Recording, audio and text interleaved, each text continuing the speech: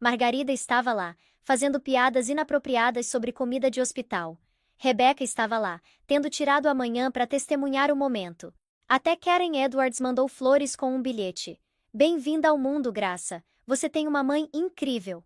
3 meses depois, Daniel Campos foi indiciado em 23 acusações de fraude eletrônica, evasão fiscal e lavagem de dinheiro. Fernando Monroe enfrentou suas próprias acusações, o império imobiliário desmoronando enquanto investigadores descobriam décadas de crimes financeiros. Brittany Monroe, descobriu-se, tinha sido amplamente ignorante das atividades do pai. Ela tinha genuinamente acreditado que Daniel a amava, que o futuro deles juntos era real. Quando confrontada com provas de que o pai tinha usado ela como alavanca para manter Daniel submisso, que o casamento planejado era só mais um arranjo de negócios, o mundo cuidadosamente construído de Brittany desmoronou. Isso é impossível, ela tinha dito no depoimento. Papai me ama.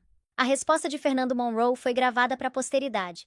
Eu precisava da Campus Marketing para a estrutura tributária. Você era incentivo adicional. Vitória quase sentiu pena dela. Quase.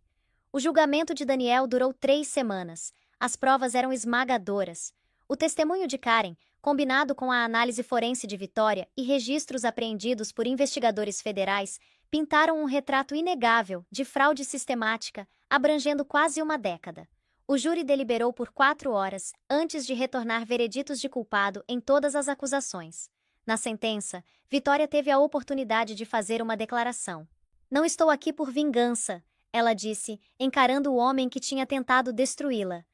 Estou aqui porque responsabilização importa, porque a verdade importa, porque tem outras mulheres lá fora em relacionamentos iguais ao meu, sendo manipuladas e fazendo duvidar de si mesmas e sendo chamadas de loucas por verem o que está bem na frente delas. Quero que elas saibam que não são loucas, não estão sozinhas, e se lutarem, podem vencer. Daniel foi sentenciado a 12 anos em prisão federal. Fernando Monroe recebeu 15. A fortuna da família Campos, construída em fraude, foi apreendida e distribuída às vítimas. Patrícia Campos, despojada da posição social e enfrentando seus próprios problemas legais por se beneficiar conscientemente de receitas criminosas, se retirou para um apartamento pequeno no interior e nunca mais foi ouvida. 3 anos depois, numa manhã brilhante de primavera, Vitória Miller estava do lado de fora de um prédio comercial modesto, no centro de São Paulo, e observou a placa sendo instalada acima da porta. Segunda chance perícia financeira, porque toda mulher merece a verdade. Margarida apareceu no ombro dela com 2 copos de café. Nada mal para uma ninguém de Guarulhos. Vitória sorriu. Tive ajuda. Com certeza teve. Falando nisso, sua primeira cliente está esperando lá dentro. Mulher jovem nervosa acabou de descobrir que o marido está escondendo dinheiro. Parece familiar? Vitória pegou o café e entrou. O escritório era simples, mas acolhedor, decorado com os desenhos de Graça e fotos da pequena família que ela tinha construído dos destroços da vida antiga. Rebecca tinha ajudado ela a montar o negócio, fornecendo orientação legal e encaminhamentos. Karen tinha se juntado como primeira funcionária, trazendo a mesma atenção aos detalhes que um dia ajudou Daniel a esconder os crimes dele. A jovem esperando na recepção olhou para cima com olhos vermelhos quando Vitória se aproximou. Senhora Miller, não tenho certeza se a senhora pode me ajudar. Meu marido diz que estou imaginando coisas, que estou sendo paranoica, mas os números não batem. Encontrei esses extratos bancários e não sei o que fazer. Vitória sentou na frente dela e pegou as mãos. Eu acredito em você, ela disse, e vou te ajudar a encontrar a verdade. Naquela noite, Vitória pegou Graça na casa do pai. Henrique estava tendo um dia bom, perseguindo a neta pelo quintal enquanto ela gritava de rir. Mamãe! Graça correu e jogou os braços ao redor das pernas de Vitória. Vovô disse que você é a pessoa mais forte que ele conhece. Disse é?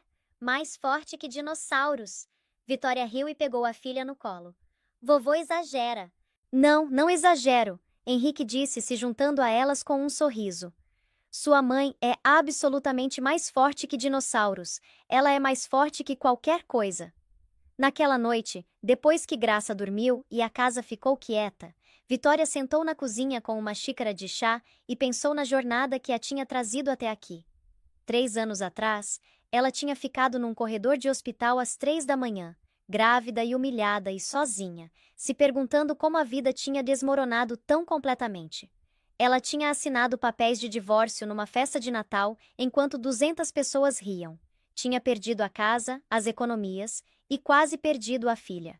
Mas ela também tinha descoberto algo que não sabia que existia: a própria força, a própria resiliência, a própria capacidade de sobreviver devastação e emergir não só intacta, mas transformada. As pessoas me perguntam se me arrependo de ter casado com Daniel. Eu costumava me arrepender, mas aquele casamento me deu graça, me deu propósito, e me ensinou que a pessoa que tenta te quebrar pode acidentalmente te forjar em algo inquebrável. A carta chegou na semana seguinte. O advogado de Daniel, informando que ele estava solicitando liberação antecipada da prisão e perguntando se ela se oporia à moção. Margarida a encontrou lendo no escritório. Você vai responder? Vitória olhou para a carta por um longo momento. Então foi até a trituradora de papel e a passou sem abrir o envelope. Não, ela disse. Vou viver minha vida. Essa é a melhor vingança. Ela voltou para a mesa onde uma pilha de novos casos esperava. Mulheres que tinham sido manipuladas, mulheres que tinham duvidado de si mesmas, mulheres que tinham sido chamadas de loucas por verem o que estava bem na frente delas. Vitória abriu o primeiro arquivo e começou a ler. Do lado de fora da janela, São Paulo vibrava com a energia infinita de milhões de vidas se cruzando e divergindo. Histórias começando e terminando. Corações quebrando e se curando. Em algum lugar naquela vasta cidade, uma mulher estava descobrindo que o marido tinha mentido para ela. Em algum lugar, uma esposa estava reunindo coragem para fazer perguntas que tinha medo de ter respondidas. Em algum lugar, uma mãe estava se perguntando se era forte o suficiente para proteger os filhos de um homem que tinha prometido amá-la. Vitória ia encontrá-las, ia ajudá-las, ia mostrar que não estavam sozinhas, que o sistema podia ser combatido, que a verdade ainda era a arma mais poderosa que qualquer uma delas tinha. Porque essa era a lição que a própria devastação tinha ensinado. Não que a vida era justa, porque não era. Não que justiça sempre prevalecia, porque às vezes não prevalecia. Mas que mulheres comuns possuíam força extraordinária, que não sabiam que tinham. Até que tudo fosse tirado delas, e não tivessem escolha senão descobrir. Graça Elizabeth Miller, 3 anos e já feroz, cresceria conhecendo seu valor. Desde o nascimento, seria criada por uma mãe que aprendeu da pior forma que valor verdadeiro vem de dentro, que amor nunca deveria exigir que você se diminua, e que às vezes, o maior presente que a vida pode te dar é a clareza que vem de ter tudo arrancado. O sol estava se pondo sobre São Paulo, pintando o céu em tons de ouro e rosa.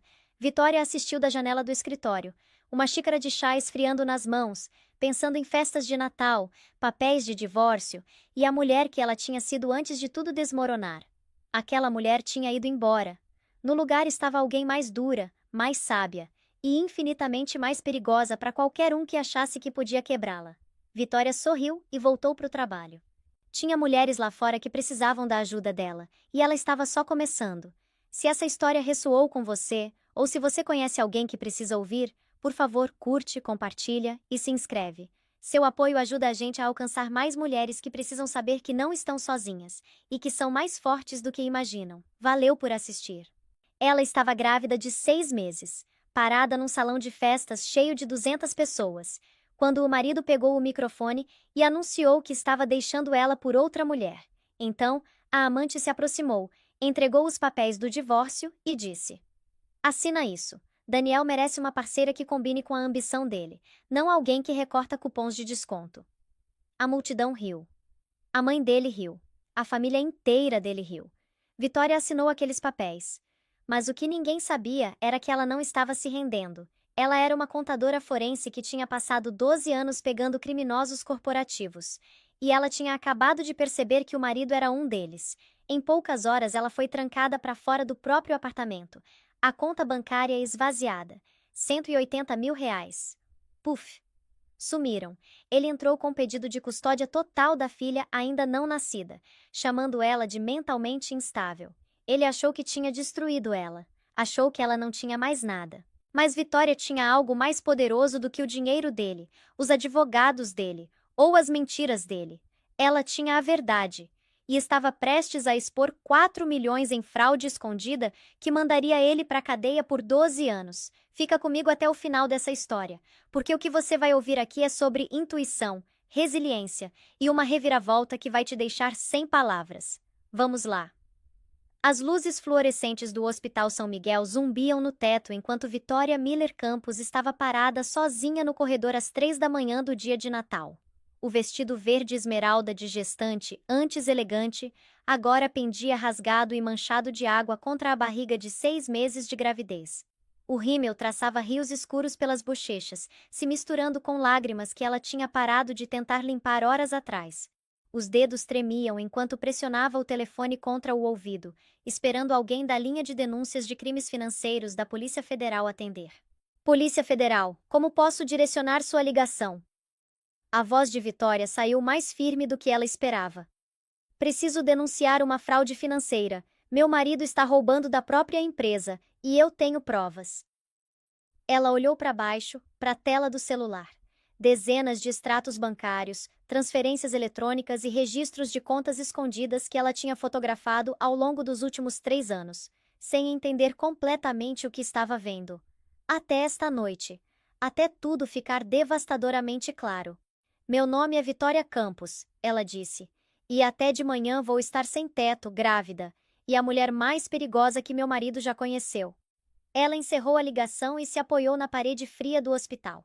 Uma mão descansando protetoramente na barriga onde a filha chutava, alheia à destruição do casamento dos pais. 6 horas antes, Vitória estava na frente do espelho do banheiro no apartamento modesto deles em São Paulo, lutando para fechar o zíper das costas do vestido de gestante.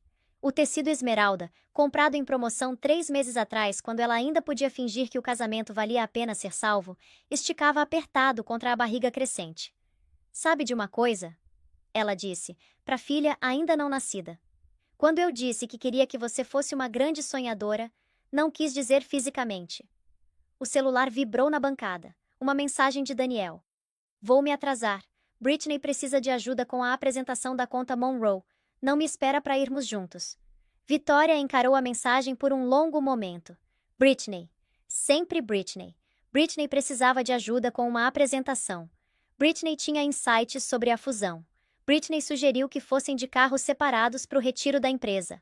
Britney, Britney, Britney.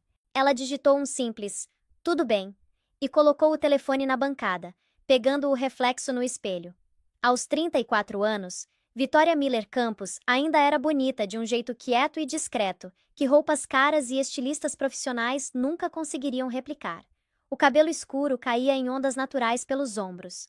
Os olhos, um castanho quente que Daniel um dia chamou de mel ao sol, agora carregavam sombras que nenhuma quantidade de corretivo conseguia esconder. Ela tinha sido contadora forense por 12 anos, treinada para identificar inconsistências em registros financeiros, para encontrar os padrões escondidos que revelavam fraude e engano.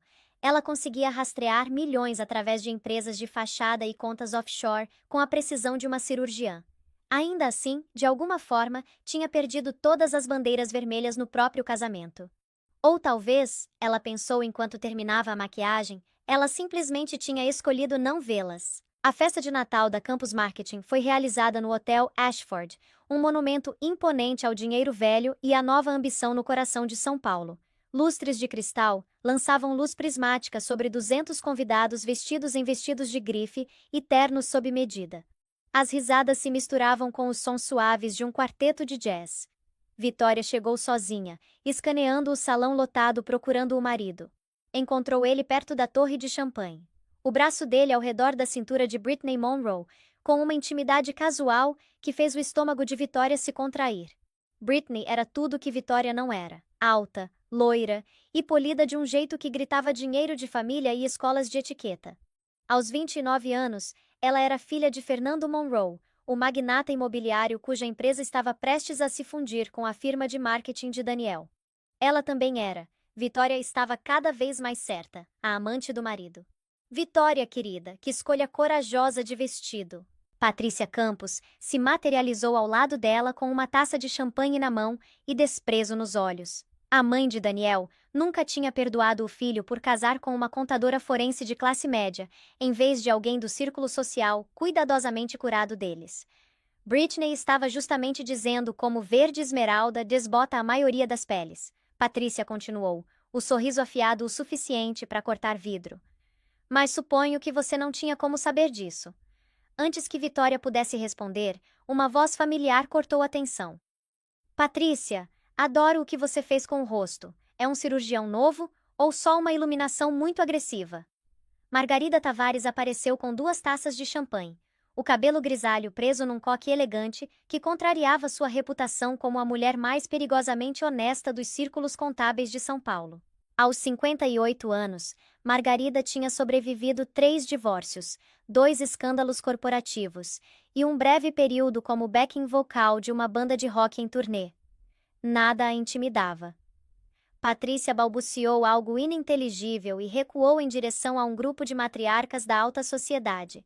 Margarida pressionou uma das taças na mão de Vitória, depois lembrou da condição dela e trocou pela própria água com gás.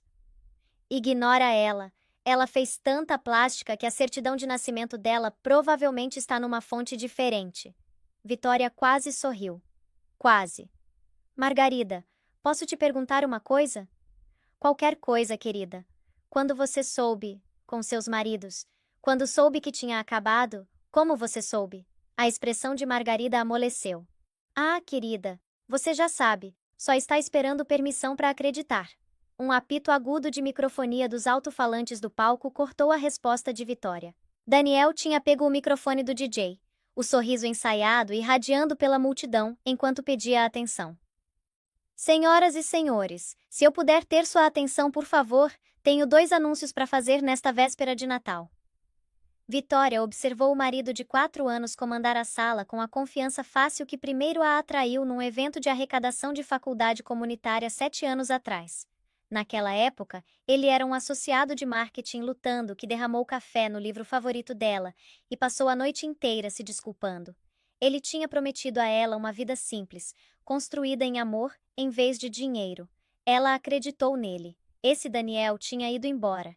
Este Daniel era um estranho, usando o rosto do marido dela. Primeiro, Daniel continuou, tenho o prazer de anunciar que a Campus Marketing vai se fundir com a Monroe Industries, garantindo nosso futuro e triplicando nosso valor de mercado. Aplausos ondularam pela multidão.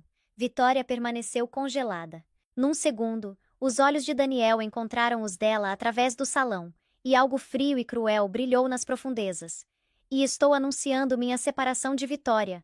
Nos distanciamos, e desejo tudo de bom para ela. O salão caiu num silêncio chocado que pareceu se esticar por uma eternidade. Vitória sentiu 200 pares de olhos perfurando ela. Ouviu as especulações sussurradas começando a circular como veneno pela multidão. Britney pegou o microfone com facilidade ensaiada. Os lábios vermelhos curvados num sorriso que não chegava aos olhos. Sei que isso parece repentino, mas Daniel e eu nos apaixonamos profundamente. Às vezes o coração quer o que quer, e não podemos pedir desculpas por encontrar felicidade juntos. Ela pausou, deixando as palavras se assentarem sobre a multidão como uma mortalha. E honestamente, Britney continuou, a voz carregando claramente pelo salão silencioso. Daniel merece uma parceira que combine com a ambição dele, não alguém que recorta cupons e dirige um carro mais velho que o casamento. A risada começou com o irmão de Daniel, Marcos, uma gargalhada afiada que ecoou pelos salões de mármore. Então Patrícia se juntou, a risadinha tinindo carregando notas de vingança. Em segundos, a família Campos inteira estava rindo. O escárnio lavando Vitória em ondas de humilhação. Vitória ficou perfeitamente parada. Uma mão pressionada protetoramente contra a barriga grávida, recusando dar a eles a satisfação de vê-la quebrar. Ela pensou em todas as noites que tinha trabalhado turnos duplos para Daniel terminar a pós-graduação. Todos os feriados que tinha passado sozinha enquanto ele participava de eventos de networking. Todos os sonhos que tinha sacrificado no altar da ambição dele. Britney se aproximou agora, saltos clicando contra o piso de mármore, carregando uma pasta de couro cara. Precisamos da sua assinatura nos papéis do divórcio, Vitória. Daniel foi gentil o suficiente de mandá-los preparar. Gostaríamos de tornar isso oficial antes do ano novo. Vitória olhou para baixo para a pasta sendo pressionada em suas mãos. Lá dentro, ela sabia, estavam documentos que acabariam com o casamento, provavelmente deixando ela sem nada. Daniel sempre tinha cuidado das finanças deles. Ela tinha confiado nele. A ironia não passou despercebida. Uma contadora forense que conseguia rastrear milhões em fraude corporativa, desfeita pela fé cega no próprio marido. O acordo é muito generoso. Britney disse alto o suficiente para os convidados próximos ouvirem.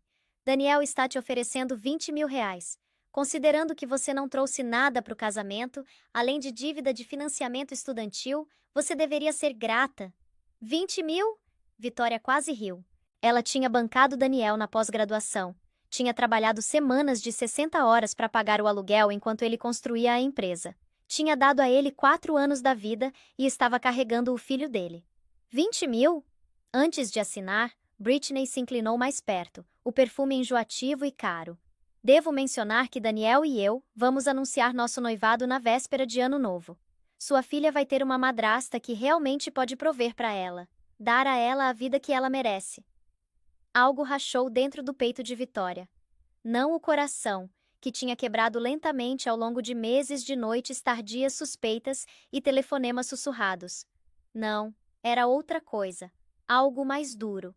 A mente de contadora forense finalmente totalmente desperta. Ela começou a catalogar inconsistências. A fusão com a Monroe Industries tinha sido anunciada apenas semanas atrás, mas Britney falava do relacionamento deles como se estivesse acontecendo há anos. A empresa de Daniel tinha mostrado lucros em declínio nos últimos 6 trimestres. Ainda assim, ele estava usando um relógio de 30 mil que ela nunca tinha visto antes. As referências a contas offshore que ela tinha notado no escritório dele e descartado como arquivos de clientes. Os padrões estavam lá. Sempre tinham estado. Ela simplesmente tinha se recusado a vê-los. Vitória pegou a caneta que Britney ofereceu. A mão tremeu, mas não de fraqueza. Era do esforço de conter a raiva se acumulando dentro dela como uma tempestade. Ela assinou o nome nos papéis do divórcio. Boa menina, Britney disse. Agora vai embora. Os adultos têm uma comemoração para fazer. Vitória olhou para cima, encontrando o olhar triunfante de Britney. Você acha que isso é o fim? Ela disse baixinho para só Britney ouvir. Não é. A risada de Britney foi desdenhosa, confiante. Querida, você é uma ninguém. O que você poderia fazer? Vitória não disse nada. Simplesmente sorriu. Vitória virou e atravessou o salão silencioso, passando pelos convidados encarando e a família Campos zombando, em direção à saída. Atrás dela, ouviu a voz de Daniel pedindo mais champanhe. Ouviu a festa retomando como se a vida dela não tivesse acabado de ser destruída para o entretenimento deles. O ar de dezembro bateu nela como um tapa quando pisou na rua. Neve começava a cair, flocos brancos gordos que logo cobririam a cidade num cobertor de falsa pureza. Vitória ficou na calçada, o vestido rasgado e inadequado contra o frio, e se permitiu exatamente 60 segundos para desmoronar. Então endireitou os ombros e chamou um táxi. Deu ao motorista o endereço de casa e passou a viagem de 20 minutos fazendo uma lista mental de tudo que precisava fazer. Garantir os documentos pessoais, acessar os registros financeiros que tinha fotografado silenciosamente por meses, dizendo a si mesma que era só curiosidade profissional, contatar o pai, encontrar um advogado. O táxi parou no prédio de apartamento dela. O sangue de Vitória gelou. Uma van de chaveiro estava estacionada do lado de fora. Através das janelas do lobby, ela podia ver a assistente de Daniel supervisionando 2 homens que estavam trocando as fechaduras da porta dela. Vitória pagou o motorista e se aproximou com pernas instáveis. Com licença, esse é meu apartamento. O que vocês estão fazendo? A assistente, um jovem cujo nome Vitória nunca tinha se dado ao trabalho de aprender, entregou a ela um envelope pardo sem encontrar os olhos dela. O senhor Campos pediu para eu te dar isso. Seus pertences foram movidos para um depósito. A chave e o endereço estão no envelope. Ele não pode fazer isso. Essa é minha casa.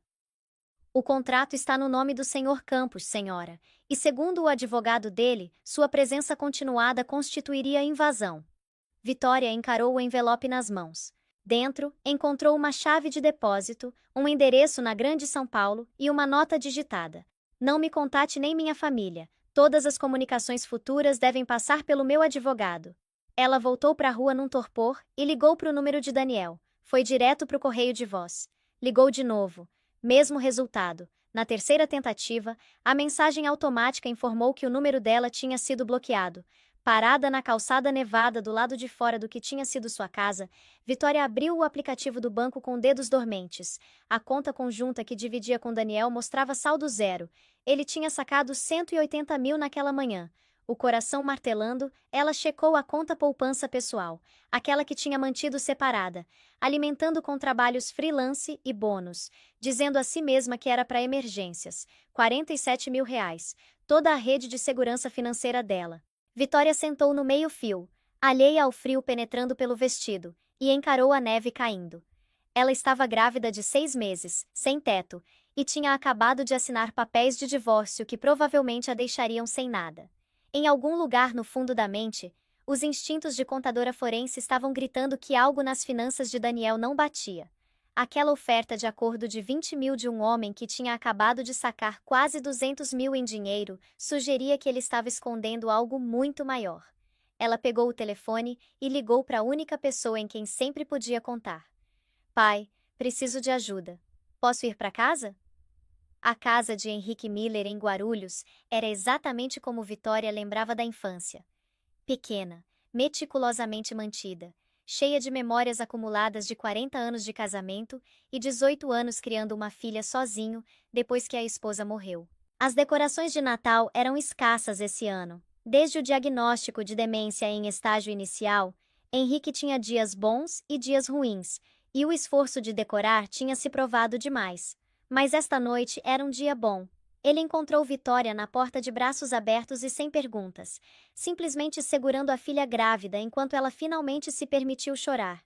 Depois, sentados à mesa da cozinha com xícaras de chá esfriando entre eles, Henrique ouviu a história inteira.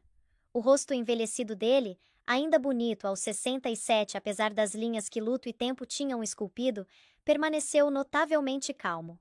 Quando Vitória terminou, ele ficou quieto por um longo momento. Aquele rapaz nunca colocou a louça direito na máquina. Henrique finalmente disse. Eu deveria ter falado alguma coisa. Vitória riu apesar de tudo. Pai, ele estava desviando dinheiro e me traindo. Isso também, Henrique concordou. Mas a coisa da louça realmente me incomodava. Eles sentaram num silêncio confortável, do tipo que só existe entre pessoas que conhecem a alma uma da outra.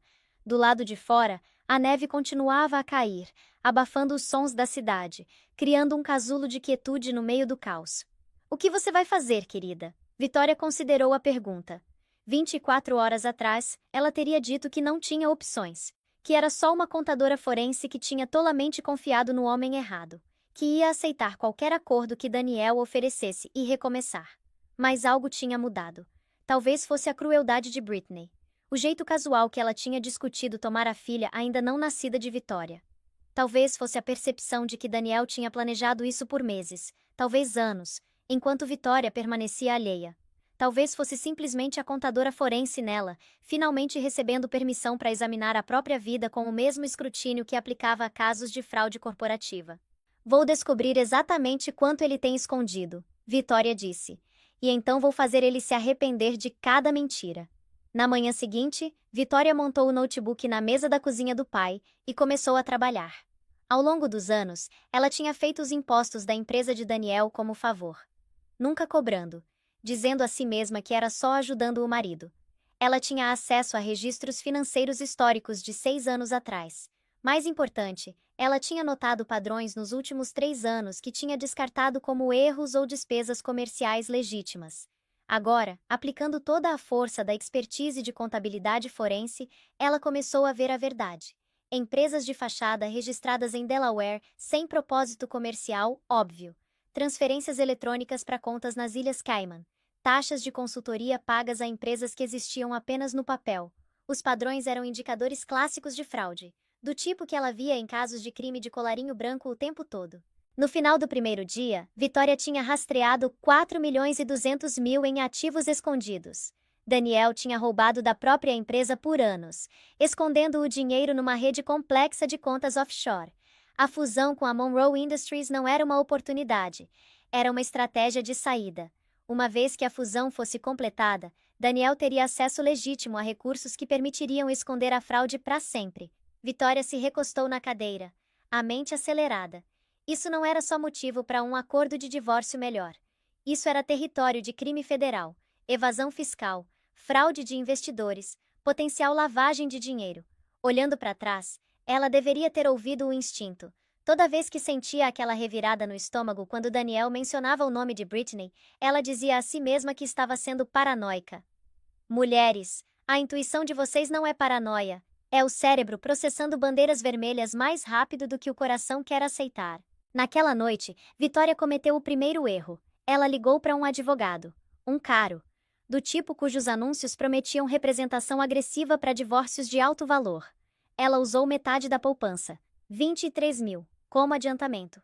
Ricardo Blackwell era tudo que um advogado de divórcio de São Paulo deveria ser. Cabelo grisalho, impecavelmente vestido, irradiando confiança e colônia cara. Ele revisou as provas de Vitória com excitação mal contida. Isso é sólido, ele disse, se recostando na cadeira de couro. Podemos usar isso nos procedimentos de divórcio e denunciá-lo para a Receita Federal. Você não vai só conseguir sua parte justa, senhora Campos. Você pode acabar dona de metade da empresa dele. Vitória sentiu a primeira esperança real que tinha experimentado desde a véspera de Natal. Então vou ficar bem? Posso lutar isso?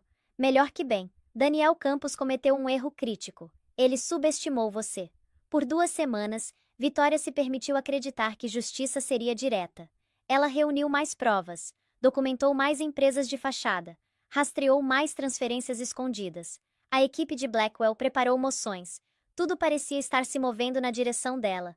Então o telefone tocou às 6 da manhã de uma terça-feira. Vitória, aqui é Ricardo Blackwell. Precisamos conversar. A voz tinha perdido a confiança. Vitória sentiu o estômago afundar. O que houve? Não posso mais te representar. Estou me retirando do caso com efeito imediato. O quê? Por quê? Houve uma longa pausa. Conflito de interesses. A Monroe Industries é cliente do nosso escritório. Um dos nossos sócios cuida da litigação corporativa deles. Eu deveria ter percebido isso antes. As mãos de Vitória gelaram. Mas você tem todas as minhas provas, minha estratégia, tudo. Vou devolver todos os documentos, claro, e o restante do adiantamento, mas não posso me envolver em nenhum assunto adverso à Monroe Industries. Isso não é sobre o conflito do seu escritório, Vitória disse devagar, os instintos forenses gritando. Fernando Monroe chegou em você, não é? Outra longa pausa. Desejo boa sorte, senhora Campos, de verdade. Ele encerrou a ligação. Vitória passou os próximos 3 dias ligando para todo advogado de divórcio de São Paulo. O padrão ficou claro depois da 12ª rejeição. Fernando Monroe, o pai de Britney, tinha conexões com todo o escritório de advocacia grande da cidade. O império imobiliário dele exigia exércitos de advogados, e esses advogados tinham amigos em varas de família, que tinham sócios em litigação corporativa, que tinham colegas em defesa criminal. Ninguém aceitaria o caso dela. Aqui está o que aprendi naquela noite. Sempre tenha uma conta bancária separada que seu cônjuge não conhece. Não porque você está planejando sair, mas porque você precisa de opções se tudo desmoronar. Aqueles 47 mil que eu tinha economizado dos meus trabalhos extras estavam prestes a se tornar a diferença entre sobrevivência e destruição. 3 semanas depois da festa de Natal, a poupança de Vitória tinha diminuído para 12 mil. O adiantamento do advogado, taxas de depósito para os pertences dela e despesas básicas de vida tinham consumido todo o resto. E então Daniel atacou. O primeiro documento chegou por carta registrada. Uma petição de custódia total da filha ainda não nascida. Vitória leu a petição com horror crescente. Os advogados de Daniel pintaram um retrato de uma mulher desmoronando. Eles citaram a visita ao pronto-socorro na noite de Natal, onde ela tinha ido checar o bebê depois do incidente da água, como evidência de instabilidade mental. Incluíram declarações da família de Daniel, descrevendo ela como cada vez mais paranoica e errática nas semanas antes do anúncio do divórcio. Mencionaram a demência do pai como evidência de que ela vinha de uma família com problemas de saúde mental. Era tudo mentira, mas eram mentiras contadas com precisão legal, cara, do tipo que custa milhares por parágrafo e carrega o peso dos escritórios de advocacia mais prestigiados. O segundo documento veio no dia seguinte, uma ordem de restrição temporária. Vitória não podia acessar a casa conjugal, os registros financeiros de Daniel, ou qualquer uma das provas que estava reunindo. A ordem alegava que ela tinha feito ligações ameaçadoras para Britney Monroe e precisava ser mantida longe para a segurança de todos. Ela nunca tinha ligado para Britney, nem uma vez. O terceiro documento chegou na semana seguinte. uma moção para obrigar Vitória a se submeter a uma avaliação psicológica antes de qualquer decisão de custódia. Os advogados de Daniel argumentaram que as acusações de fraude dela eram delirantes, evidência de um transtorno de personalidade paranoica exacerbado por hormônios de gravidez. Vitória sentou na cozinha do pai, cercada por documentos legais que não podia pagar para contestar, e sentiu algo dentro dela rachar. Aqui está algo que ninguém te conta sobre divórcio. Não é sobre quem está certo, é sobre quem pode pagar para lutar por mais tempo. Por isso você precisa documentar tudo, cada mensagem, cada e-mail, cada registro financeiro. Porque quando você não pode pagar advogados, provas se tornam seu advogado. Margarida a encontrou ali 3 horas depois, ainda encarando a ordem de restrição. Trouxe sopa, Margarida disse, colocando um recipiente na mesa. E cachaça. Para mim. Te ver passar por isso é estressante. Vitória olhou para a amiga. Ele vai pegar minha filha, Margarida. Ele nem quer ela, só quer me machucar. Querida, me escuta. Margarida puxou uma cadeira e sentou pesadamente. Eu me divorciei 3 vezes. Sabe o que aprendi? O sistema não é justo, mas você não precisa de justo. Você precisa ser mais esperta que ele. E você é mais esperta. Ele só não sabe ainda. Não tenho advogado, não tenho dinheiro, e eles estão vigiando tudo que faço. Então para de fazer o que eles esperam. Margarida se inclinou para frente. Você é uma contadora forense, Vitória. Uma das melhores com quem já trabalhei. Daniel acha que casou com alguma mulherzinha ingênua que não entende de dinheiro. Mostra para ele exatamente o quão errado ele está. Vitória enxugou os olhos. E como eu vou fazer isso daqui? Tem uma mulher que eu conheço, Rebeca Lourenço. Ela dirige uma clínica de assistência jurídica na Zona Leste. Ela pega casos que ninguém mais toca. Ela é brilhante, ela é guerreira. E ela absolutamente odeia valentões. Uma advogada de assistência jurídica contra o dinheiro dos Monroe? Davi venceu Golias com uma pedra e um pouco de atitude. Margarida sorriu. Rebeca tem consideravelmente mais que isso. A clínica de assistência jurídica funcionava num galpão convertido na Zona Leste. A sala de espera estava lotada de pessoas que não podiam pagar advogados de São Paulo, cujos problemas não eram menos devastadores por serem comuns. Vitória pegou uma senha e esperou 3 horas para ver Rebeca Lourenço. A advogada não era o que Vitória esperava. Aos 45 anos, Rebeca tinha o tipo de olhos cansados que vem de ver injustiça demais e o tipo de maxilar determinado que vem de lutar mesmo assim. O escritório era apertado, a mesa enterrada em arquivos, e o comportamento era brusco a ponto de ser ríspido. Me conta tudo, Rebeca disse. Desde o começo, não deixa nada de fora. Vitória falou por 90 minutos. O casamento, o caso, a festa de Natal, os papéis do divórcio, a água e a troca das fechaduras, a fraude que tinha descoberto, o advogado que largou ela, a petição de custódia, a ordem de restrição, a avaliação psicológica. Quando terminou, Rebeca ficou quieta por um longo momento. Deixa eu ver se entendi, ela finalmente disse. Seu marido escondeu 4 milhões, te expulsou grávida, e agora está tentando pegar seu bebê? Sim. E você tem habilidades de contabilidade forense? Sim. Rebeca sorriu. Não era um sorriso caloroso. Era o sorriso de uma mulher que tinha acabado de receber uma arma. Acho que a gente vai se dar muito bem, Vitória Campos. Rebeca Lourenço trabalhava num escritório apertado com móveis de segunda mão e uma cafeteira que tinha visto décadas melhores, mas a mente era afiada como um bisturi e 2 vezes mais perigosa. Aqui está o que vamos fazer, ela disse a Vitória na primeira sessão de estratégia.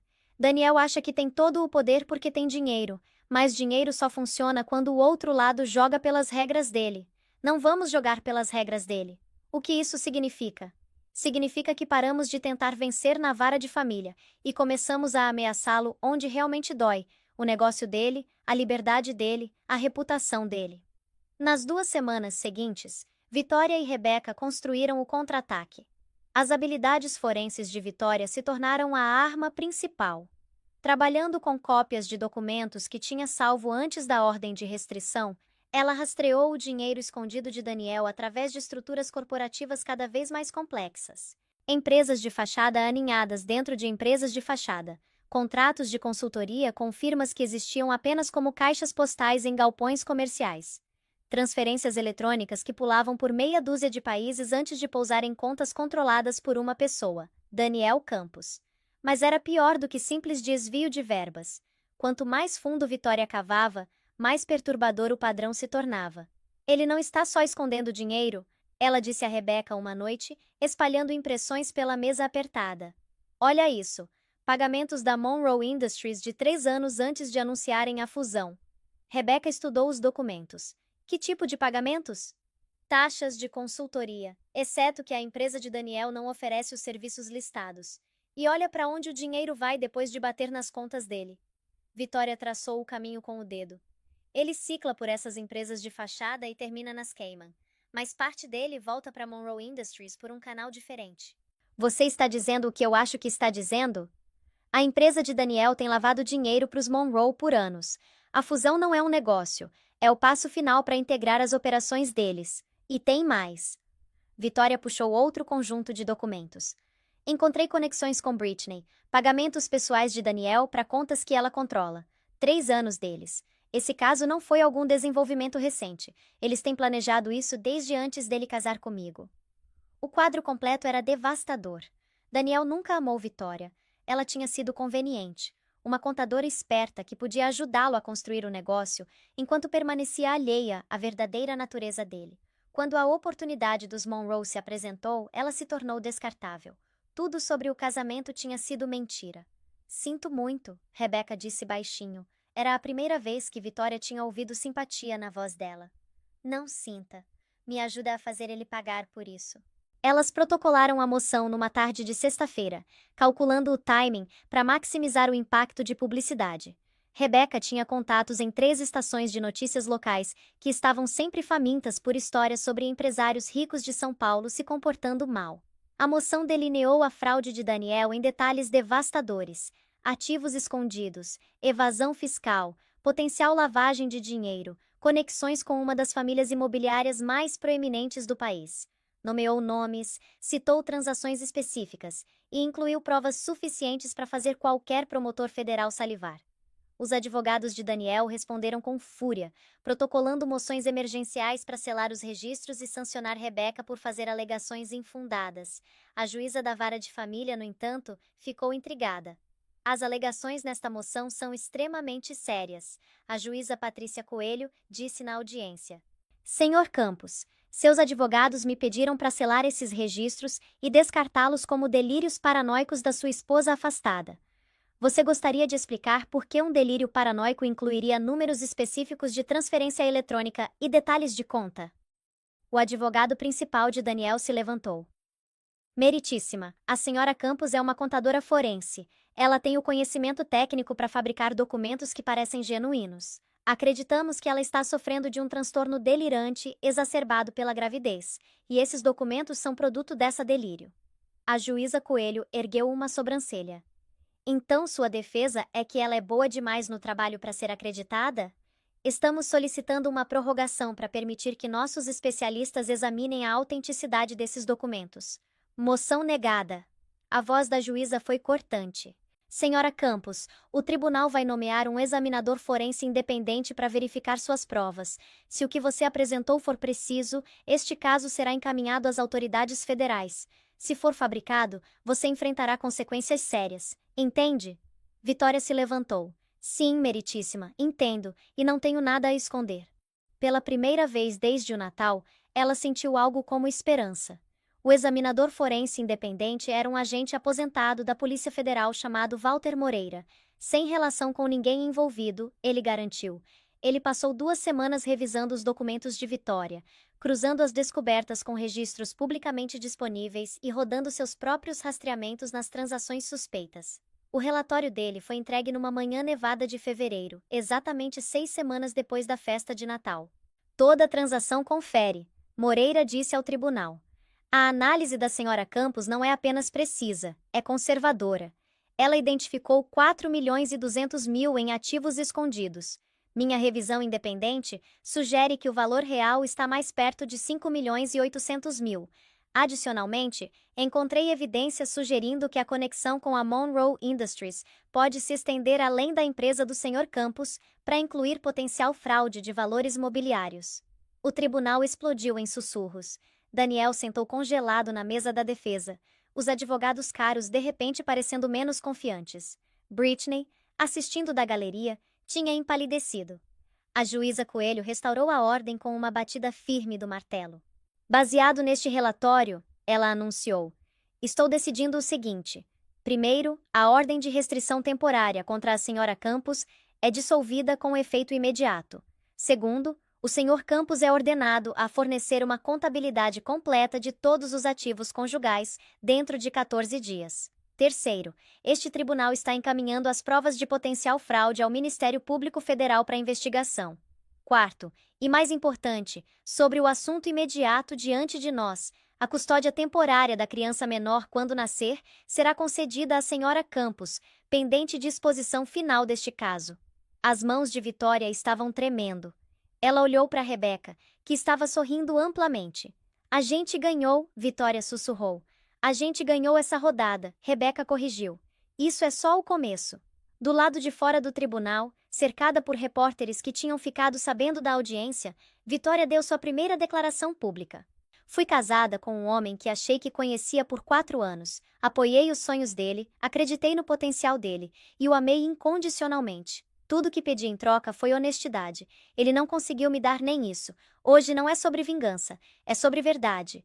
E às vezes a verdade é a arma mais poderosa que qualquer um de nós tem. Naquela noite, Vitória se permitiu comemorar. Margarida trouxe champanhe, que Vitória não podia beber, e cidra espumante, que ela podia. Henrique teve um dia bom, rindo e contando histórias sobre a mãe de Vitória. Por algumas horas, tudo pareceu que ia ficar bem.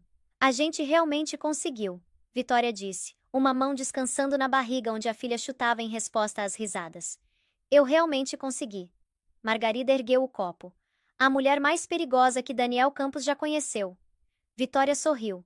Ela tinha esquecido como Esperança era. Agora lembrava. Ela deveria saber que não ia durar. O primeiro sinal veio 3 dias depois, quando o pai dela vagou para fora de casa durante um dos episódios ruins. Um vizinho o encontrou 2 horas depois, 4 quilômetros de distância, confuso e convicto de que estava procurando a esposa falecida. A polícia o trouxe para casa, mas não antes de registrar uma ocorrência. A assistência social abriu uma pasta de caso. Uma assistente social veio avaliar a situação. A prancheta cheia de perguntas sobre supervisão, cuidado e planos de segurança. Vitória lidou com isso da melhor forma que podia. Ela providenciou uma cuidadora de meio período, instalou trancas extras nas portas, tentou equilibrar cuidar do pai com preparar o caso judicial e administrar as finanças diminuindo. Então os advogados de Daniel atacaram. Meritíssima, o advogado principal argumentou na audiência seguinte: temos novas provas, sugerindo que a senhora Campos é incapaz de prover cuidado adequado para um recém-nascido. Ela não consegue nem supervisionar adequadamente o próprio pai idoso, que vagou para fora da casa dela, e foi encontrado pela polícia em estado de confusão. Como este tribunal pode possivelmente conceder a ela custódia de um bebê? Vitória sentiu o sangue drenar do rosto. Eles tinham usado a doença do pai como arma. A juíza Coelho parecia preocupada. Senhora Campos, isso é uma preocupação séria.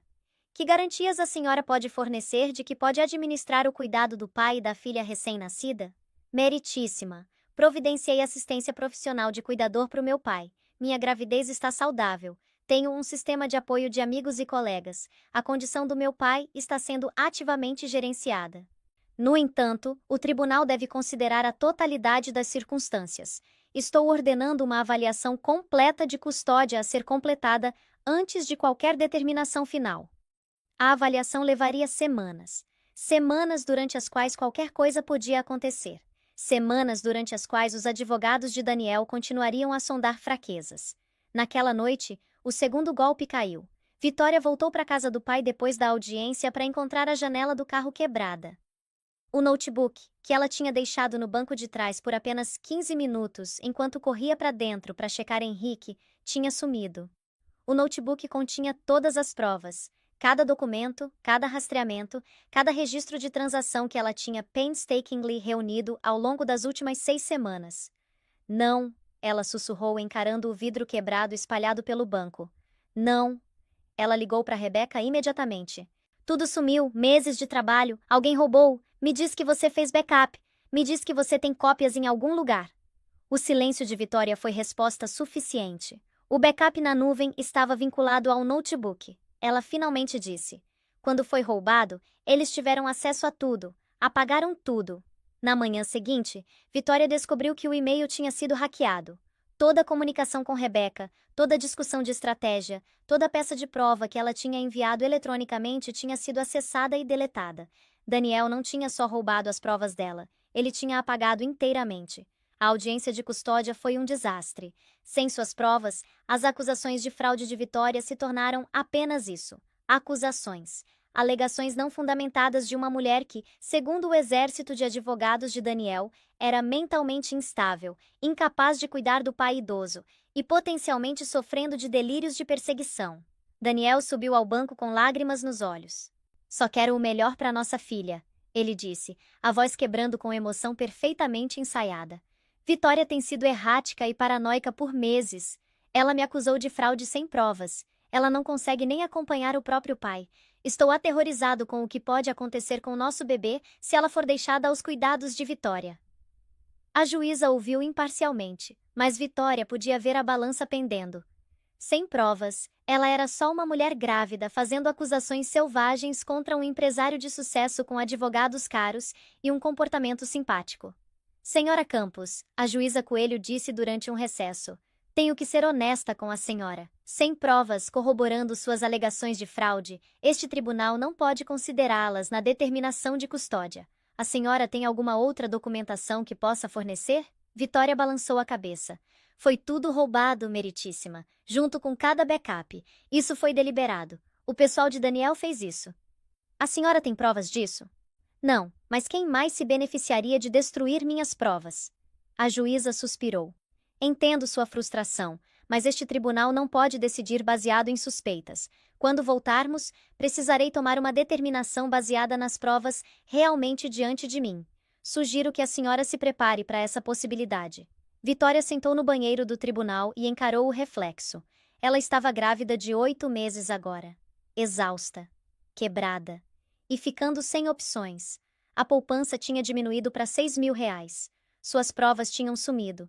A condição do pai estava sendo usada contra ela, e amanhã ela podia perder a custódia da filha para um homem que nunca a quis, que via ela só como uma arma para machucar Vitória. Como eu cheguei aqui? Ela se perguntou. Como tudo desmoronou tão completamente? O celular vibrou. Uma mensagem de Margarida. O manda-chuva dos advogados dele é corrupto. Karma é real. Aguenta firme. Vitória quase sorriu. Quase. Isso é o que quero que você lembre. Você não está sozinha. Tem outras mulheres lá fora que viram o que você viu, que sabem o que você sabe. Às vezes a salvação vem da pessoa que você menos espera, e às vezes se defender dá a outras mulheres permissão para se defenderem também. Quando a audiência reconvocou na manhã seguinte, Vitória tinha se resignado a perder. Ela sentou na mesa da ré com Rebecca, assistindo os advogados de Daniel prepararem os argumentos finais, esperando a juíza entregar a filha a um homem que a usaria como troféu e arma. Então as portas do tribunal abriram. Uma mulher que Vitória nunca tinha visto antes entrou pelo corredor com o tipo de passo determinado que fez todo mundo virar e encarar. Ela estava na casa dos 30, vestida profissionalmente, carregando uma pasta de couro que parecia pesada de documentos. Meritíssima, a mulher disse, se aproximando do banco. Peço desculpas pela interrupção.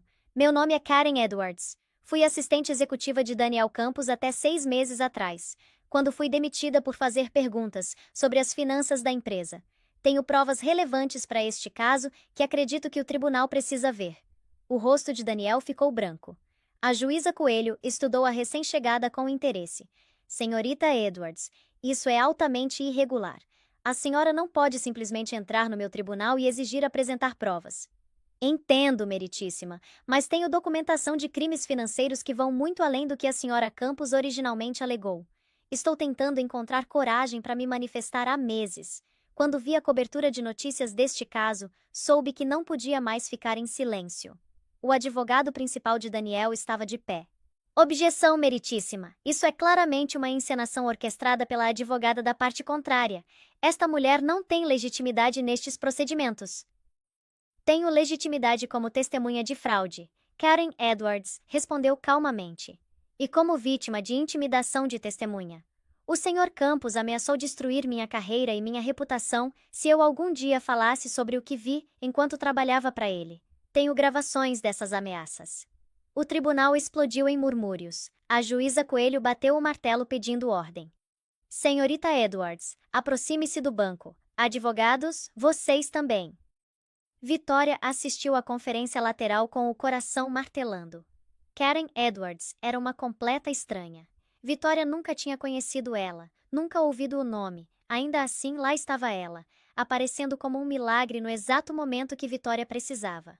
Depois de 5 minutos de discussão intensa, a juíza Coelho deu sua decisão.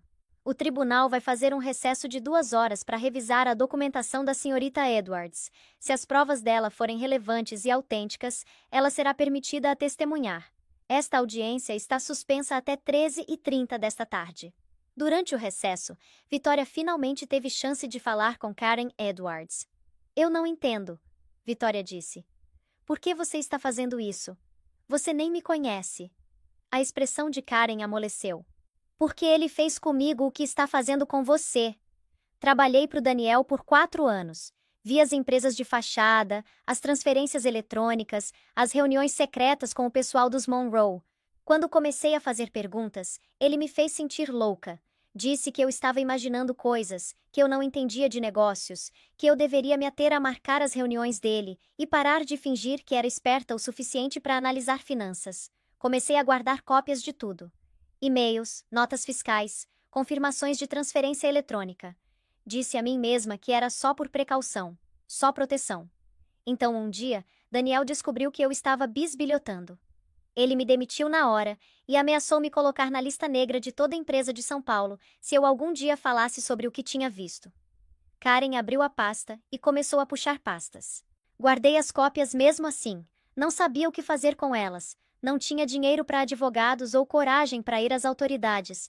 Então, vi você nas notícias, vi o que ele estava fazendo com você, vi que ele ia escapar de novo. Ela encontrou os olhos de Vitória. Eu não podia deixar isso acontecer, não com outra pessoa. Vitória sentiu lágrimas picando os olhos. Você me salvou, sabe disso, né? Você salvou a mim e a minha filha. Eu me salvei também, Karen disse baixinho. Estou carregando esse segredo há 6 meses, deixando ele me comer viva. Te ver lutar mesmo quando você não tinha nada me fez perceber que ficar em silêncio não estava me protegendo. Estava protegendo ele. Quando a audiência reconvocou, Karen Edwards subiu ao banco. O testemunho dela foi devastador. E-mails entre Daniel e Fernando Monroe discutindo estratégias de lavagem de dinheiro, registros de transferência eletrônica mostrando milhões fluindo através de empresas de consultoria falsas, gravações de Daniel ameaçando Karen, a voz dele inconfundível enquanto prometia destruir a vida dela se ela algum dia falasse, mas a revelação mais prejudicial ainda estava por vir. Senhorita Edwards, Rebecca perguntou durante o interrogatório direto. Há quanto tempo a senhora está ciente do relacionamento entre Daniel Campos e Brittany Monroe? 3 anos, Karen respondeu. Desde antes do Sr. Campos casar com Vitória. Eles já estavam romanticamente envolvidos quando ele propôs a ela. Eu os ouvi rindo sobre isso uma vez. Daniel disse que Vitória era útil porque era uma boa contadora e ingênua demais para notar o que realmente estava acontecendo. Brittany disse que não se importava em compartilhá-lo por alguns anos desde que ficasse com ele no final. Vitória sentiu as palavras baterem como golpes físicos. O relacionamento inteiro tinha sido mentira.